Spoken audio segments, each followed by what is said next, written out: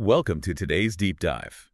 If you really want to understand how a 19th century heavy industrial iron foundry evolved into a cult favorite convenience store, well, you have to start with an ancient indigenous word for a migratory bird.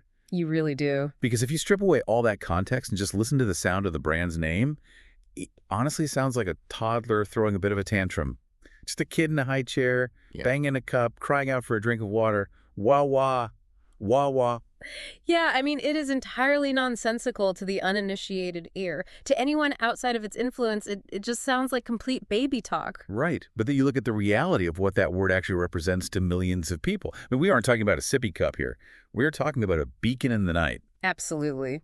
To anyone living on the East Coast and increasingly out in the Midwest, that word signifies this sanctuary of perfect coffee, custom hoagies, and late-night snacks. It serves as a massive cultural dividing line, really. You are either utterly baffled by the word or you possess this fierce, almost religious loyalty to the places that bear its name. Okay, let's unpack this, because our mission for this deep dive is to figure out exactly how a local convenience store managed to become this much of a cultural heavyweight. Yeah, it's a huge shift. We are looking at a place that inspires everyday shoppers to completely reroute their commutes. Like, casual customers are stopping in multiple times a week. Sometimes multiple times a day, honestly. Exactly. And it's not just everyday folks. You have massive celebrities, people like Кейт Uinslatet and Tina Fey, who are absolute crazed fanatics of the store.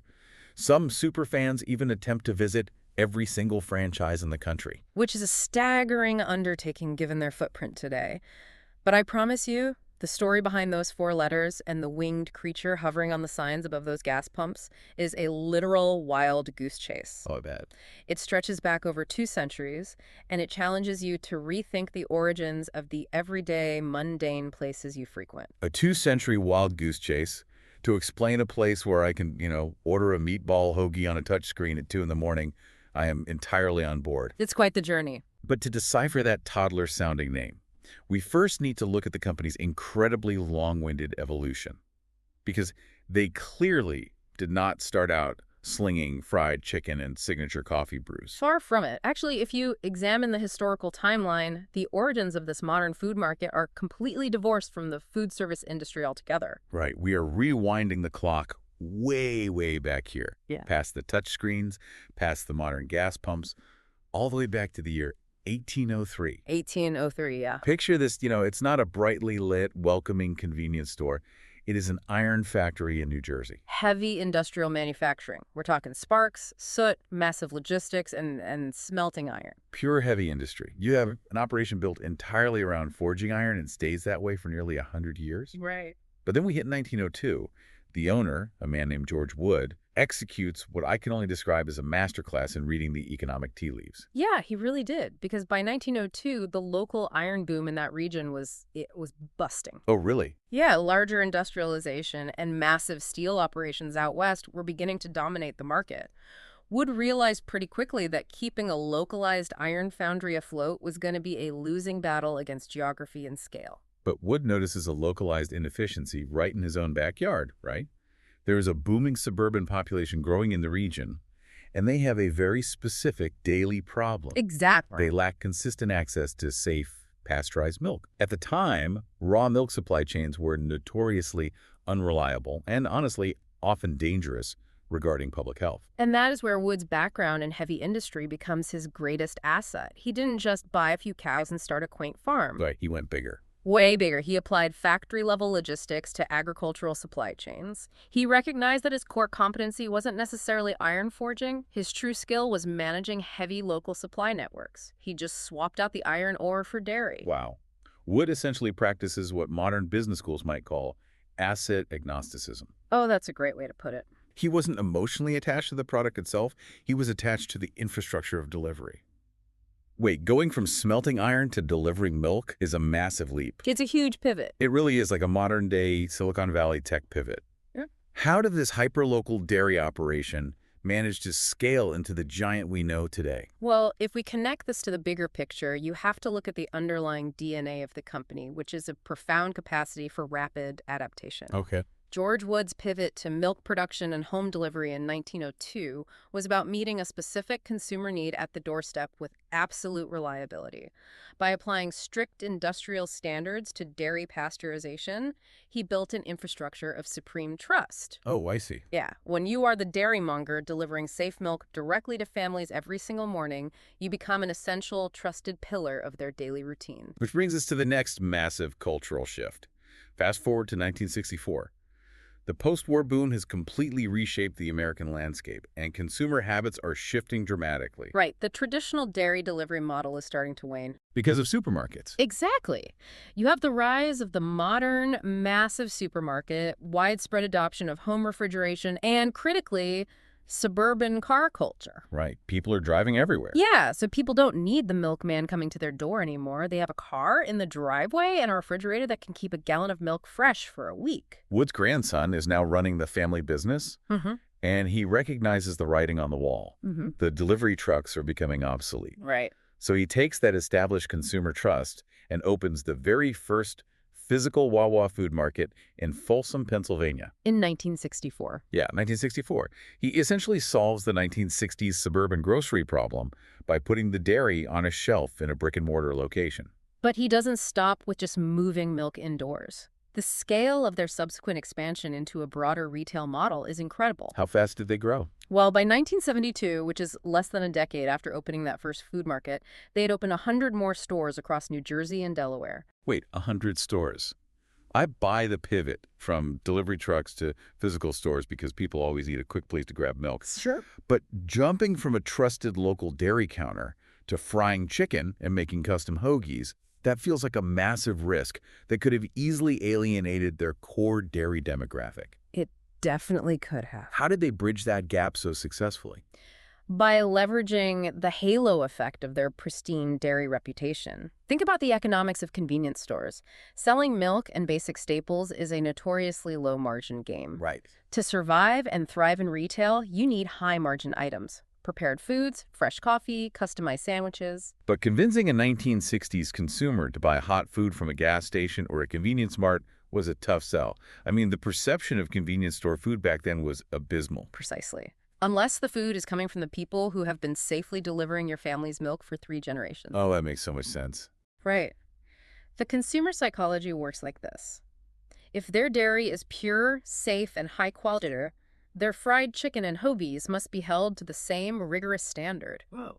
They use the absolute trust built from 60 years of dairy delivery to bypass the stigma of convenience store food. That makes perfect sense. They watched what the modern consumer was demanding, speed, convenience, and ready-to-eat meals, and they delivered it under a banner of absolute reliability. Exactly. It's the ultimate lesson in not getting too stubbornly attached to your original product. If your milk customers suddenly want hamburgers and hoagies, you figure out how to give them the best hoagie possible. And that infrastructure of trust is exactly what allowed them to morph into the convenience powerhouse they are today. Okay, so we've established the mechanics behind this booming Pennsylvania dairy empire turning into a retail giant. But that brings us to the core mystery of this whole deep dive. The name. Setting up a modern retail store requires intense brand trust. And yet, instead of naming it something authoritative like Woods Market or Keystone Dairy, they choose a name that sounds like a toddler asking for a drink. Right. Why name the headquarters the town and the business Wawa? It is the question that plagues everyone outside of their immediate geographical footprint. When you don't know the origin, the word just hangs there without any context. And of course, whenever there is a linguistic mystery without clear context, the internet steps in to try and solve it with a conspiracy theory. Oh, always. My absolute favorite internet hypothesis is that Wawa is actually a very neat, very handy acronym. People have theorized for years that it stands for the Worldwide Agricultural Wholesome Association.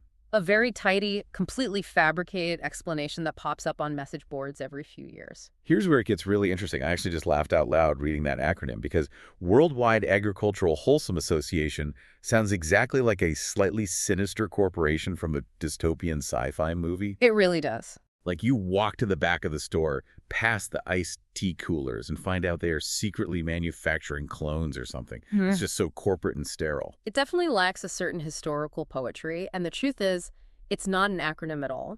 Right. The actual etymology is much deeper, much more intriguing, and it completely grounds the brand in the natural history of the North American continent. So if it's not a clunky sci-fi acronym, what is the actual origin? Because we've established the founder's last name was Wood, so it isn't a family name. No, not at all. The word Wawa actually traces its roots back to the Ojibwe, an indigenous people whose ancestral lands primarily span the Great Lakes region, extending down into parts of the American Midwest and Northeast. Okay. In the Ojibwe language, the word translates to wild goose, and historically the pronunciation was much closer to Wayway. Wayway. That is fascinating. But I'm looking at a map in my head right now, and the Great Lakes region is quite a distance from the Delaware County, Pennsylvania dairy farm where all this started. It is. How does a Native American word for a wild goose from the Great Lakes end up defining a Pennsylvania iron-turned dairy dynasty? What's fascinating here is the intersection of language, local geography, and historical migration patterns. Long before George Wood and his dairy business ever arrived in the area, the specific region of Pennsylvania where they set up shop was a major natural stomping ground for migratory birds. Oh, because of the Atlantic Flyway. Exactly. The Atlantic Flyway is a major north-south flight path for migratory birds in North America. The area in Delaware County was dense, with massive flocks of Canada geese using the local waterways to rest during their long journeys. Okay, I see where this is going. Yeah, because the area was so intrinsically linked to the birds, the local town itself had been named after the geese, utilizing the Ojibwe word. The town was Wawa, Pennsylvania. So the land was named for the wild geese by the indigenous population, and then decades later, the Wood family simply adopted the existing name of the town they were operating their dairy out of. Precisely. They inherited the legacy of the town's name, which was inherently tied to the land's natural history. That is incredible. But what is truly striking is that despite the massive nationwide footprint of the brand today, this rich indigenous ancestry remains almost completely under the radar. It really does. You have millions of people interacting with this brand, drinking the coffee, pumping the gas, and very few are aware of the deep cultural and linguistic history they're invoking. I mean, every time you tell a friend you're going on a Wawa run, you're effectively saying you are going on a wild goose run. Yeah, it highlights how seamlessly historical language can be absorbed and repurposed by modern commerce, often losing its original context in the minds of the consumers. And once you know that the word means wild goose, the company's entire visual branding suddenly clicks into place. It really does. It explains the logo perfectly. It was never just a random bird they picked out of a hat to look outdoorsy. No, not at all. The avian identity has been central practically from the beginning of their dairy era. They embraced the translation of their namesake from the start. Right, the iconic Canada Goose logo first appeared on their glass dairy bottles way back in the early 1900s. It was a literal visual representation of their adopted name. Exactly. And then that logo evolved over the decades as the company shifted from milk trucks to modern retail. In 1974, it took on the highly stylized familiar form that everyone recognizes today, the goose in mid-flight against that bright, solid gold background. It acts as a visual anchor. Even as the company modernized its stores, introduced touchscreen ordering, and expanded its menu, they kept the goose. It provides a subconscious sense of continuity and tradition for the consumer. They lean into it so hard they even have a mascot. Oh yeah, Wally. A giant plush Canada goose named Wally. Wally makes appearances at all the new store grand openings and community events. It's like this giant walking reminder, constantly bringing the brand's historic Pennsylvania past right into the current, rapidly expanding modern picture. It's a brilliant piece of visual continuity that ties a rapidly modernizing company back to its 19th century agricultural roots. So what does this all mean? We look at Wawa today, and the growth isn't just impressive, it is staggering. It really is. It is no longer just this quirky, hyper-local East Coast secret that only people in Pennsylvania and New Jersey understand. Foreign tourists are actively seeking it out, catching wind of the mouth-watering new menu items and the highly efficient touchscreen ordering systems just through pure word of mouth. Right. I mean, they have established over 330 stores in Florida alone. The Florida expansion is particularly notable because it proved the brand's culture could survive outside its home territory. And they aren't stopping there. There's a steady, highly aggressive stream of grand openings spreading deep into the Midwest and the South, into states like Indiana, Ohio, and Tennessee. They're pushing far beyond the boundaries of the Atlantic flyway. And that aggressive nationwide expansion strategy is where you find the true narrative symmetry of this entire story. If you think about the fundamental nature of the Canada goose itself. It's a migratory bird. Its entire existence is based on movement and adapting to new environments across the continent. Exactly. There is a beautiful, almost poetic irony in the brand's current trajectory. Yeah. Just as the wild Canada goose is defined by its massive continent-spanning migration, the Wawa brand is now migrating across the entire country. And as it expands, it carries with it a name that honors both the geese that traveled those ancient flyways and the indigenous people who observed them and named them. It really is incredible when you step back and look at the sheer scope of the journey you just took us on. I mean, we started in an 1803 heavy industrial iron factory in New Jersey, dealing with soot and smelting. Right. We watched a genius logistical pivot to a hyper-local horse-drawn milk delivery service in Pennsylvania to meet the needs of a booming suburb.